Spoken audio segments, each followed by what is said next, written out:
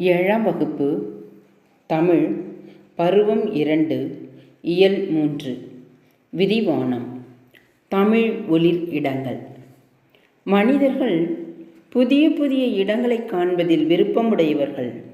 பழமையான நினைவு சின்னங்கள், இயற்கை அழகு நிறைந்த பகுதிகள், வழிபாட்டு இடங்கள், கடற்கரை பகுதிகள், தேசிய பூங்காக்கள் போன்ற இடங்களை காண்பது உள்ளத்துக்கு மகிழ்ச்சியை தரும். அவற்றுள் தமிழின் பெருமையை விளக்கும் இடங்கள் சிலவற்றை அறிவோம். தஞ்சை சரஸ்வதி மஹால். இந்தியாவில் உள்ள தொன்மையான நூலகங்களுள் தஞ்சை சரஸ்வதி மஹால் நூலகமும் ஒன்று. இந்நூலகம் கிபி 1122 முதல் இயங்கி வருவதாக கல்வெட்டுச் செய்திகள் கூறுகின்றன. இங்கு தமிழ், தெலுங்கு உள்ளிட்ட பல்வேறு மொழிகளின் ஓலைச்சுவடிகளும் கையெழுத்துப் படிகளும் உள்ளன. தலைசிறந்த ஓவியங்களும் தொன்மையான இசைக்கருவிகளும் சிற்பங்களும் இங்கு இடம்பெற்றுள்ளன. தமிழ் பல்கலைக்கழகம் தஞ்சாவூர். செம்மொழியாகிய தமிழுக்கு ஒரு பல்கலைக்கழகம் அமைய வேண்டும் என்ற எண்ணத்தின் அடிப்படையில் தமிழக அரசால் கிபி 1981 தோற்றுவிக்கப்பட்டது தமிழ் பல்கலைக்கழகம். இது தஞ்சாவூரில் 1000 ஏக்கர் நிலப்பரப்பில் அமைக்கப்பட்டுள்ளது. வானத்திலிருந்து பார்க்கும் பொழுது தமிழ்நாடு என தெரியும் வகையில் இதன் கட்டட அமைப்பு உள்ளது. இந்திய நாகரிகத்தின் பண்பாட்டு கூறுகள் அனைத்தையும் விரிவாகவும் ஆழமாகவும் ஆராய வேண்டும் என்பதே இப்பல்கலைக்கழகத்தின் நோக்கம். இங்கு கலைப்புலம், சுவடிப்புலம், வளர்தமிழ் புலம், மொழிப்புலம், அறிவியல் புலம் ஆகிய 5 புலங்களும் 25 துறைகளும் உள்ளன. இப்பல்கலைக்கழகத்தில் தமிழ்மொழி ஆய்வுகள் செய்வது மட்டுமன்றி சித்த மருத்துவ முறை மூலம் பொதுமக்களுக்கு பயனுள்ள வகையில் மருத்துவ தொண்டு செய்து வருகிறது. இந்திய ஆட்சிப்பணி பயிற்சியாளர்களுக்கு தமிழ்மொழி பயிற்சியை இப்பல்கலைக்கழகமே வழங்குகிறது.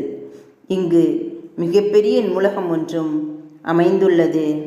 உலகின் பல்வேறு நாடுகளைச் சேர்ந்த ஏராளமான மாணவர்கள் இங்கு வந்து கற்று வருகின்றனர்.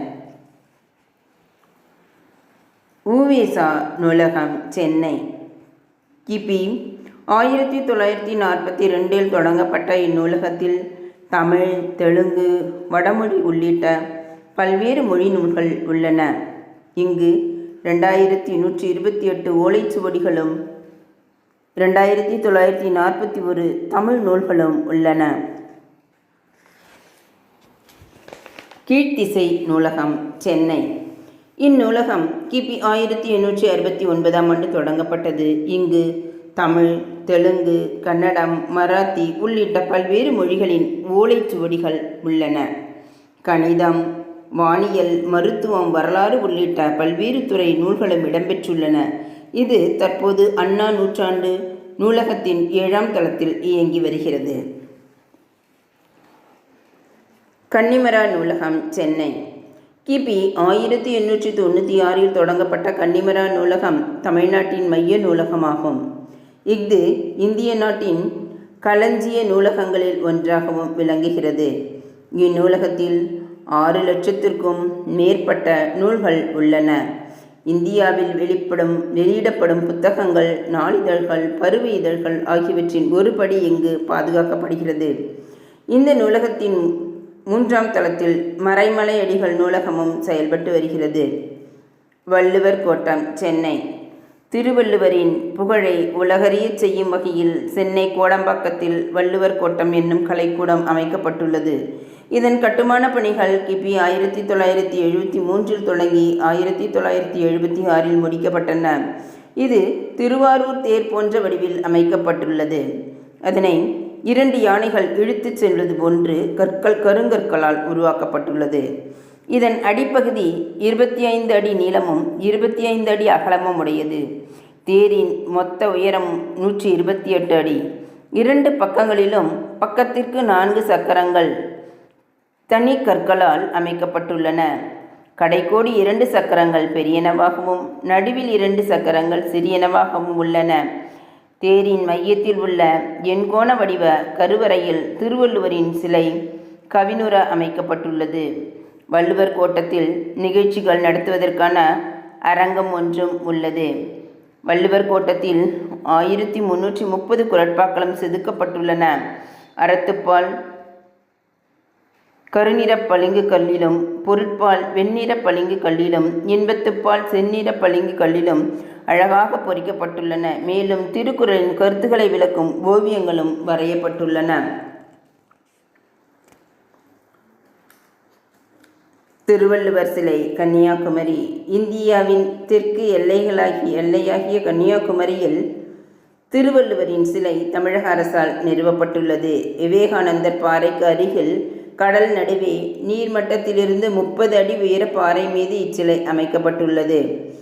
1990ஆம் ஆண்டு இப்பணி தொடங்கியது. பொதுமக்கள் பார்வைக்காக 2000ஆம் ஆண்டு ஜனவரி திங்கள் முதல் நாள் அன்று திறந்து வைக்கப்பட்டது. பாறையிலிருந்து சிலையின் உயரம் மொத்தம் 133 அடி. இது திருக்குறளின் மொத்த அதிகாரங்களை குறிக்கிறது. அறத்துப்பாலின் அதிகாரங்களை உணர்த்துவது போல் பீடம் 38 அடி உயரம் கொண்டதாக அமைக்கப்பட்டுள்ளது. பொருட்பால் இன்பத்துப்பால் ஆகியவற்றின் மொத்த அதிகாரங்களை குறிக்கும் வகையில் சிலை 95 அடி உயரமுடையதாக அமைக்கப்பட்டுள்ளது. பீடத்தின் உட்புறத்தில் மண்டபம் ஒன்று அமைந்துள்ளது. மண்டபத்தின் உட்சுவரில் அதிகாரத்திற்கு ஒரு குறள் வீதம் 133 குறட்பாக்கள் தமிழிலும் ஆங்கிலத்திலும் செதுக்கப்பட்டுள்ளன. திருவள்ளுவர் சிலை அமைப்பதற்கு 3 டன் முதல் 8 டன் வரை எடை உள்ள 3681 கருங்கற்கள் பயன்படுத்தப்பட்டுள்ளன. திருவள்ளுவர் சிலை மொத்தம் 7000 டன் எடை கொண்டது. திருவள்ளுவர் சிலைக்கு செல்வதற்கு படகு வசதி செய்யப்பட்டுள்ளது. உள்நாட்டில் இருந்தும் வெளிநாட்டிலிருந்தும் ஏராளமான சுற்றுலா பயணிகள் இங்கு நாள்தோறும் வந்து செல்கின்றனர். தமிழின் பெருமைமிகு அடையாளமாக இச்சிலை உயர்ந்து நிற்கிறது. உலகத் தமிழ்ச் சங்கம் மதுரை.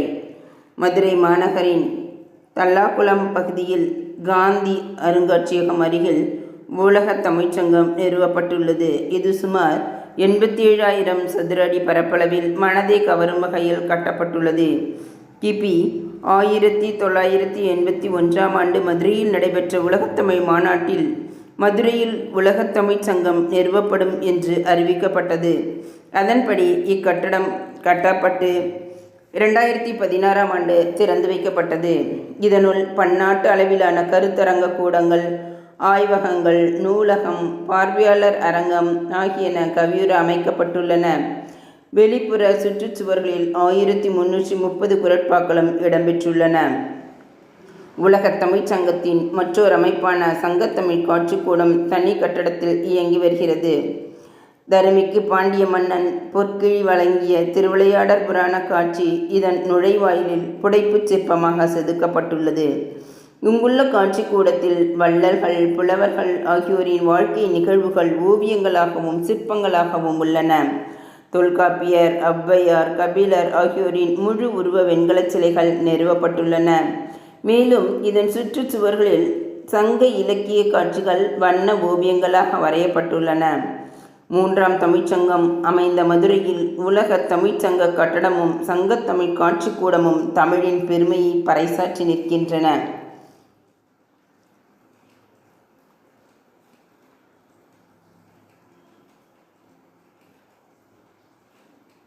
சிற்பக்கலைக்கூடம் பூம்புகார்.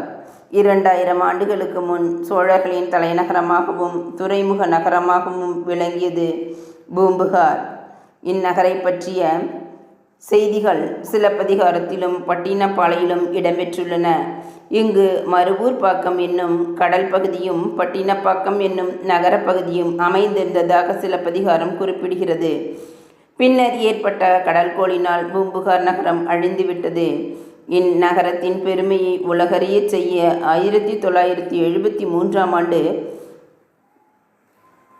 பூம்புகார் கடற்கரையில் சிற்ப கலைக்கூடம் ஒன்று ஏற்படுத்தப்பட்டது. இக்கூடம் 7 நிலை மாடங்களை கொண்டது. கண்ணகியின் வரலாற்றை விளக்கும் 49 சிற்பத் தொகுதிகள் இதில் இடம்பெற்றுள்ளன. மாதவிக்கும் ஒரு நெடிய சிலை இங்கு நிறுவப்பட்டுள்ளது. கலைக்கூடத்திற்கு அருகில் இளஞ்சி மன்றம், பாவை மன்றம், நெடுங்கல் மன்றம் ஆகியன அமைந்துள்ளன. இளஞ்சி மன்றத்திலும் பாவை மன்றத்திலும் வடிவமைக்கப்பட்டுள்ள பெண்களின் உருவங்கள் நம் கண்ணையும் கருத்தையும் கவர்கின்றன. நெடுங்கல் மன்றத்தில் நெடிய கற்றூன் ஒன்றும் அதை சுற்றி 8 சிறிய கற்றூன்களும் 8 மனித உருவங்களும் தற்கால சிற்பக்கலைக்கு எடுத்துக்காட்டுகளாய் நிற்கின்றன.